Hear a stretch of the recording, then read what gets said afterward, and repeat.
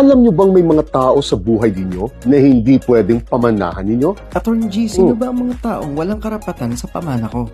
Una, unworthy inheritors. Alam nyo bang bawal pamanahan ninyo ang kabit ninyo kung guilty na ng adultery or concubinage ang taong ito? At bawal din pamanahan ang isang opisyal ng ating pamahalaan at ang pamilya nito kung konektado sa kanilang opisina ang dahilan ng pagpapamana mo. Mahigpit pong ipinagbabawal ng mga bagay na ito dahil labag po sa public morals at public policy ito. Bawal kasing gamitin ang pagbibigay ng mana bilang paraan upang maikutan ng batas dito dahil mahigpit na ipinagbabawal ang pagsusuhol sa kabit at sa mga politiko. Pangalawa, ineligible inheritors. Bawal din pong pamanahan ang mga taong tumulong sa iyo upang magawa mo ang testamento mo unless isang compulsory heir mo ito. Bawal din pong pamanahan ang mga naging testigo sa testamento mo, ang abogadong gumawa at nagdotaryo nito at ang mga asawa nito. At bawal din pong pamanahan ang doktor, pare o pastor na huling tumulong sa iyo. At ipinagbabawal po ito hindi dahil sa pagkatao ng mga taong ito, kundi dahil po sa public policy ito upang mapanatiling malinis at walang dungis ng pagdududa ang mga testamento. At ang pangatlo, fraudulent inheritors. Mahigpit pong ipinagbabawal pamanahan ang mga taong mapapatunayang nanakot, nanakit, nanloko o nang impluwensya sa iyo upang gawin mo o baguhin mo ang inyong testamento. At mahigpit pong ipinagbabawal pamanahan ang taong mapatutunayang na meke ng testamento mo. Dahil po isang krimen ang mga bagay na ito. At kapag nangyari po ito sa inyo, papawalang bisa ang testamento ninyo